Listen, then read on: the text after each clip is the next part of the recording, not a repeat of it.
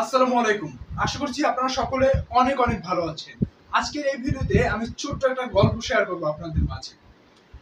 একটা মানুষ যে কিনা হচ্ছে কানে শোনে না, তিনি আর কি একটা গুহায় পড়ে যান এবং গুহায় পড়ে গিয়ে আহ, সবাইকে আর কি চিৎকার করতেছে যে আমাকে সবাই তোলো তোলো, আমাকে রক্ষা করো, আমাকে বাঁচাও। কিন্তু গুহার উপরে যে সকল মানুষ আছে ওই সকল মানুষ তাকে তোলার তো কোনো চেষ্টাই করছে না, বরং বলছে যে তুমি এখান থেকে উঠতে পারবা না।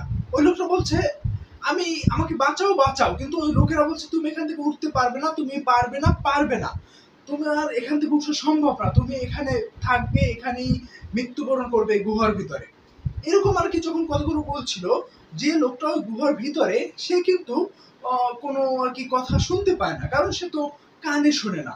সেক্ষেত্রে হলো কি, ওই লোকটা ভাবছে ওই গুহার উপরে যে সকল মানুষ আছে সেই মানুষরা তাকে বলছে তুমি পারবে, তুমি পারবে, তোমাকে দিয়ে হবে, তুমি গুহা থেকে উঠতে পারবে, চেষ্টা করো। একদিকে তারা কিন্তু বলছে তুমি হচ্ছে পারবে না, কিন্তু গুহার নিচে যে লোকটা যে কিনা কানে শুনতে পায় না, সে ভেবে নিচ্ছে আমাকে অনুপ্রেরণা দিচ্ছে উপরের মানুষগুলো, আমাকে সাহস দিচ্ছে। ওই সাহসের চেষ্টা করে উপরে উঠে গেল এবং উপরে উঠে সবাইকে ধন্যবাদ দিল, তোমরা আমাকে এত অনুপ্রেরণা দিয়েছো বলেই আমি এখানে উঠতে পেরেছি। আলটিমেটলি কি হয়েছিল?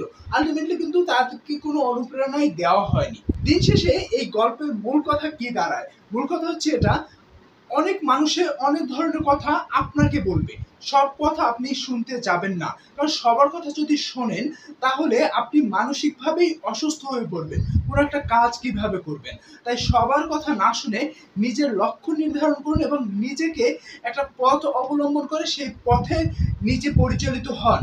অনেকে অনেক কথা বলবে, অনেক সমালোচনা আলোচনা হবে, তবে নিজের কাছে আপনি সঠিক থাকেন, নিজের কাছে আপনি হচ্ছে ইতিবাচক থাকেন, সেটাই হবে আপনার জীবনের সবচেয়ে বড় লক্ষ্য।